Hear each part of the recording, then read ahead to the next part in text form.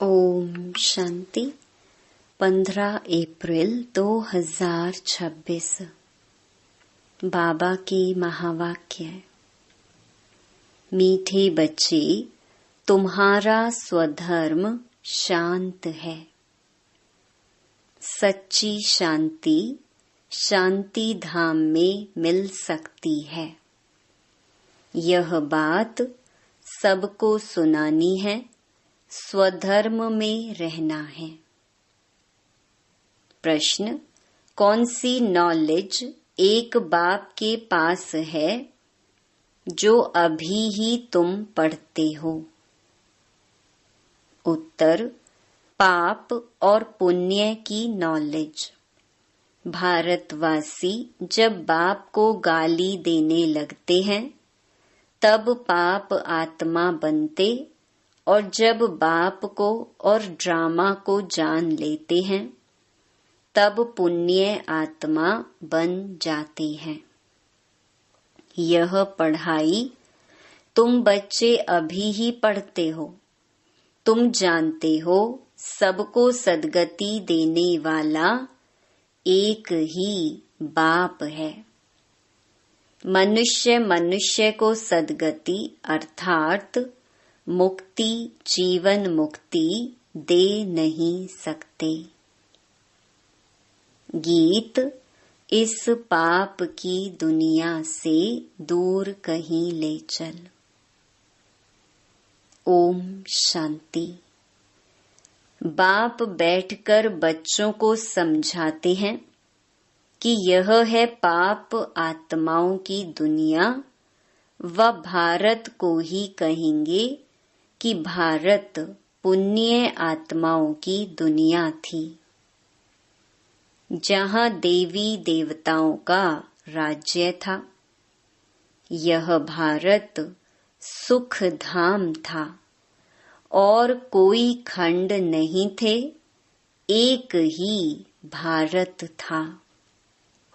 चैन अथवा सुख उस सतयुग में था जिसको स्वर्ग कहते हैं। यह है नरक। भारत ही स्वर्ग था, अभी नरक बना है। नरक में चैन अथवा सुख शांति कहाँ से आए? कलयुग को नरक कहा जाता है। कलयुग अंत को और ही रौरव नरक कहा जाता है, दुख धाम कहा जाता है। भारत ही सुख धाम था जब इन लक्ष्मी नारायण का राज्य था। भारतवासियों का गृहस्थ धर्म पवित्र था। प्योरिटी भी थी, सुख शांति भी थी, संपत्ति भी बहुत थी। अब वही भारत पतित बना है, सब विकारी बने हैं। यह है दुख धाम। भारत सुख धाम था, और जहाँ हम आत्माएं निवास करती हैं वह है शांति धाम।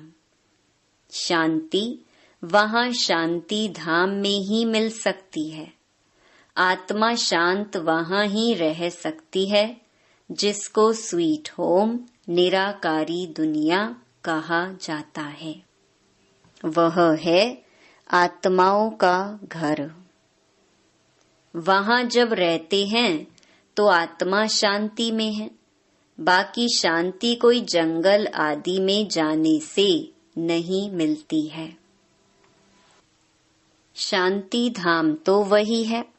सतयुग में सुख भी है, शांति भी है। यहाँ दुख धाम में शांति हो नहीं सकती। शांति धाम में मिल सकती है। सुख धाम में भी कर्म होता है, शरीर से पाठ बजाना होता है। इस दुख धाम में एक भी मनुष्य नहीं जिसको सुख शांति हो। यह है भ्रष्टाचारी पतित धाम। तब तो पतित पावन को बुलाते हैं, परंतु उस बाप को कोई जानते नहीं है, इसीलिए निधन के बन पड़े हैं। ऑर्फन होने कारण आपस में लड़ते झगड़ते हैं। कितना दुख, अशांति, मारा मारी है। यह है ही रावण राज्य। राम राज्य मांगते हैं। रावण राज्य में न सुख है न शांति है। राम राज्य में सुख शांति दोनों थे। आपस में कभी लड़ते झगड़ते नहीं थे। वहाँ 5 विकार होते ही नहीं। यहाँ 5 विकार हैं। पहला है देह अभिमान मुख्य, फिर काम क्रोध। भारत जब स्वर्ग था तो यह विकार नहीं थे। वहाँ देही अभिमानी थे। अब सब मनुष्य देही अभिमानी हैं। देवताएं थे देही अभिमानी। देह अभिमान वाले मनुष्य कभी किसको सुख नहीं दे सकते, एक दो को दुखी देते हैं। ऐसे मत समझो कोई लखपति, करोड़पति, पदमपति हैं तो सुखी हैं। नहीं, यह तो सब है माया का भभका। माया का राज्य है। अभी उनके विनाश के लिए यह महाभारत लड़ाई सामने खड़ी है। इसके बाद फिर स्वर्ग के द्वार खुलने हैं। आधा कल्प के बाद फिर नरक के द्वार खुलते हैं। यह बातें कोई शास्त्रों में नहीं है। भारतवासी कहते हैं जब भक्ति करेंगे तब भगवान मिलेगा। बाबा कहते हैं जब भक्ति करते करते बिल्कुल नीचे आ जाते हैं तब मुझे आना पड़ता है स्वर्ग की स्थापना करने, अर्थात भारत को स्वर्ग बनाने। भारत जो स्वर्ग था वह नरक कैसे बना? रावण ने बनाया। गीता के भगवान से तुमको राज्य मिला। 21 जन्म स्वर्ग में राज्य किया। फिर भारत द्वापर से कलयुग में आ गया, अर्थात उतरती कला हो गई। इसीलिए सब पुकारते रहते हैं, हे पतित पावन आओ। पतित मनुष्य को सुख शांति पतित दुनिया में मिल ही नहीं सकती। कितना दुख उठाते हैं। आज पैसा चोरी हुआ, आज दिवाला मारा, आज रोगी हुआ। दुख ही दुख है ना। अभी तुम सुख शांति का वर्षा पाने का पुरुषार्थ कर रही हो। बाप से स्वर्ग का वर्षा लेने का पुरुषार्थ कर रहे हो। सदा सुखी बनाने वाला एक ही बाप है। सदा दुखी बनाने वाला रावण है। यह बातें भारतवासी नहीं जानते हैं। सतयुग में दुख की बातें होती नहीं। कभी रोना नहीं पड़ता। सदैव सुखी सुख है। वहाँ देह अभिमान अथवा काम क्रोध आदि होते नहीं। जब तक 5 विकारों का दान ना दें तब तक दुख का ग्रहण छूट नहीं सकता। कहते हैं ना, दे दान तो छूटे ग्रहण। इस समय सारे भारत को 5 विकारों का ग्रहण लगा हुआ है। जब तक यह 5 विकार का दान ना दें तब तक 16 कला संपूर्ण देवता बन ना सके। बाप सर्व का सद्गति दाता है। कहते हैं गुरु बिगर गति नहीं, परंतु गति का भी अर्थ समझते नहीं। मनुष्य की गति सद्गति माना मुक्ति, जीवन मुक्ति। सो तो बाप ही दे सकते हैं। इस समय सर्व की सद्गति होनी है। दिल्ली को कहते हैं न्यू दिल्ली, पुरानी दिल्ली, परंतु अब न्यू तो है नहीं। न्यू वर्ल्ड में न्यू दिल्ली होती है, ओल्ड वर्ल्ड में ओल्ड दिल्ली होती है। बरोबर जमुना का कंठा था, दिल्ली परिस्तान थी, सतयुग था ना। देवी देवताएं राज्य करते थे। अभी तो पुरानी दुनिया में पुरानी दिल्ली है, नई दुनिया में तो इन लक्ष्मी नारायण का राज्य था। भारतवासी यह भूल गए हैं। नया भारत, नई दिल्ली थी तो उनका राज्य था और कोई खंड ही नहीं था। यह कोई भी नहीं जानते। गवर्नमेंट यह पढ़ाती नहीं है। जानते हैं कि यह तो अधूरी हिस्ट्री है। जब से इस्लामी बौद्धि आए हैं, लक्ष्मी नारायण के राज्य का कोई को पता नहीं है। यह बाप ही बैठ समझाते हैं कि सारी सृष्टि का चक्कर कैसे फिरता है।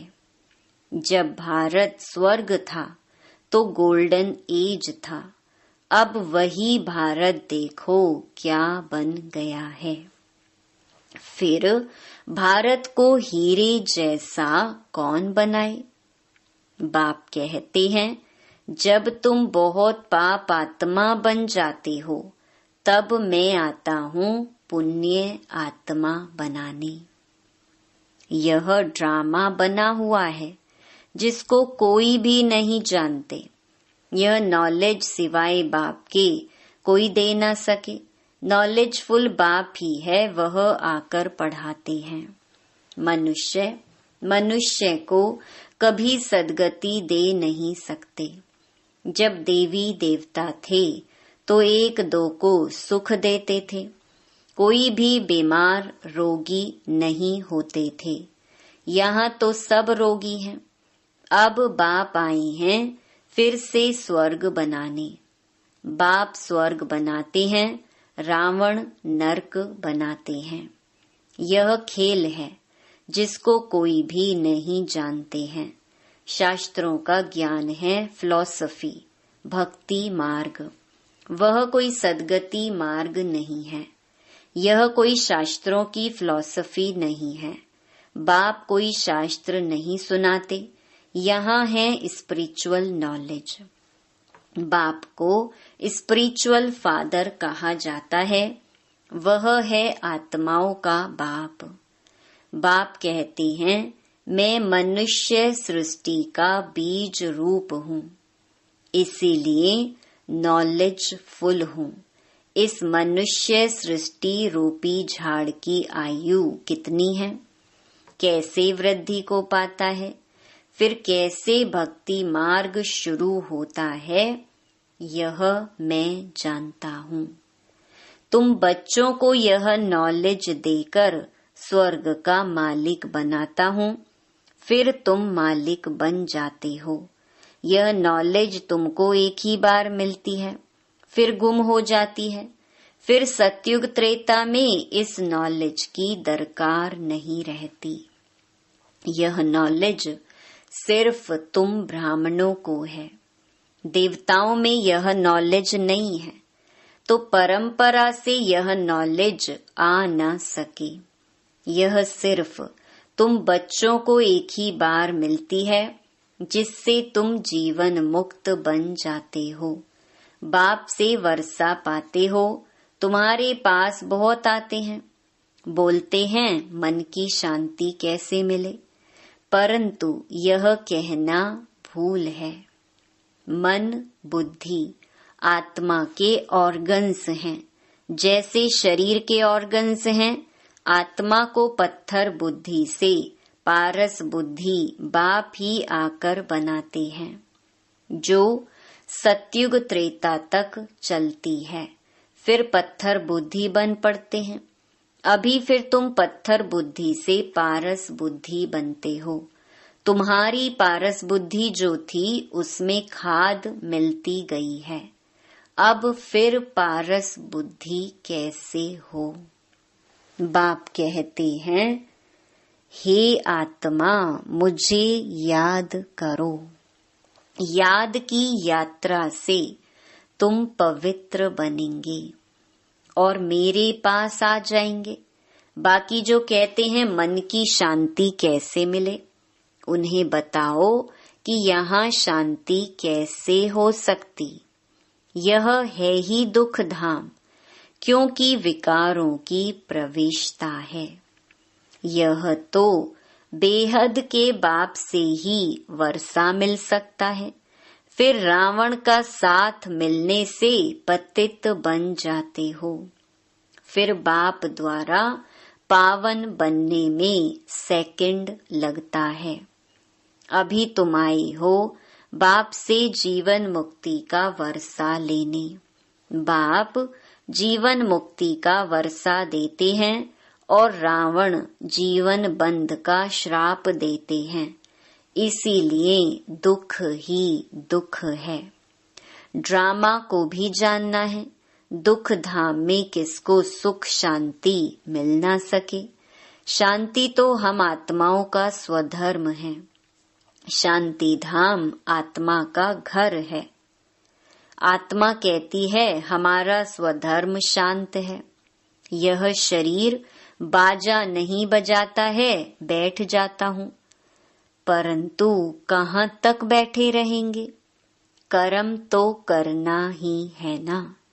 जब तक मनुष्य ड्रामा को नहीं समझे तब तक दुखी रहते हैं। बाप कहते हैं मैं हूँ ही गरीब निवाज, यहाँ गरीब ही आएंगे। साहूकारों के लिए तो स्वर्ग यहाँ है, उन्हों की तकदीर में स्वर्ग के सुख है नहीं।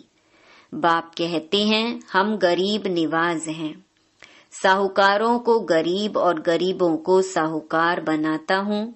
साहूकार इतना ऊंच पद पा नहीं सकते, क्योंकि यहाँ साहूकारों को नशा है। हाँ, प्रजा में आ जाएंगे, स्वर्ग में तो जरूर आएंगे, परंतु ऊंच पद गरीब पाते हैं। गरीब साहूकार बन जाते हैं। उन्हें देह अभिमान है ना कि हम धनवान हैं, परंतु बाबा कहते यह धन माल सब मिट्टी में मिल जाना है, विनाश हो जाना है। देही अभिमानी बनने में बहुत मेहनत है। इस समय सब देही अभिमानी है। अभी तुमको देही अभिमानी बनना है। आत्मा कहती है हमने 84 जन्म पूरे किए, नाटक पूरा होता है, अब वापस जाना है। अभी कलयुग के अंत, सतयुग के आदि का संगम है। बाप कहते हैं हर 5000 वर्ष बाद आता हूँ भारत को फिर से हीरे जैसा बनाने। यह हिस्ट्री ज्योग्राफी बाप ही बता सकते हैं। अच्छा, मीठे मीठे सिकी लधे बच्चों प्रति मात पिता बाप दादा का याद प्यार और गुड मॉर्निंग। रूहानी बाप की रूहानी बच्चों को नमस्ते। धारणा के लिए मुख्य सार। पहला, बाप से जीवन मुक्ति का वर्षा लेने के लिए पावन जरूर बनना है। ड्रामा की नॉलेज को बुद्धि में रख दुख धाम में रहते भी दुखों से मुक्त होना है। दूसरा, धन माल व साहूकारी का नशा छोड़ देही अभिमानी रहने का पुरुषार्थ करना है। वरदान, विकारों के वंश के अंश को भी समाप्त करने वाले सर्व समर्पण व ट्रस्टी भव। जो आईवेल के लिए पुराने संस्कारों की प्रॉपर्टी किनारे कर रख लेते हैं तो माया किसी न किसी रीति से पकड़ लेती है। पुराने रजिस्टर की छोटी सी टुकड़ी से भी पकड़ जाएंगे। माया बड़ी तेज है, उनकी कैचिंग पावर कोई कम नहीं है। इसीलिए विकारों के वंश के अंश को भी समाप्त करो। जरा भी किसी कोने में पुराने खजाने की निशानी ना हो, इसको कहा जाता है सर्व समर्पण, ट्रस्टी व यज्ञ के स्नेही सहयोगी। स्लोगन: किसी की विशेषता के कारण उससे विशेष स्नेह हो जाना, ये भी लगाव है। ये अव्यक्त इशारे: महान बनने के लिए मधुरता और नम्रता का गुण धारण करो। मधुरता ही महानता है। इससे मन और मुख का कड़वापन समाप्त हो जाता है। क्रोध अग्नि शीतल हो जाती है। बाप दादा अपने हर बच्चे को शीतल देवता बनाना चाहते हैं। इसीलिए मधुरता के गुण को धारण करो। आपका मुखड़ा भी मीठा हो। मधुरता के गुण से भरपूर बनो। जो भी संपर्क में आए उसे मधुर बोल व शक्तिशाली दृष्टि से भरपूर करो। अच्छा, ओम शांति।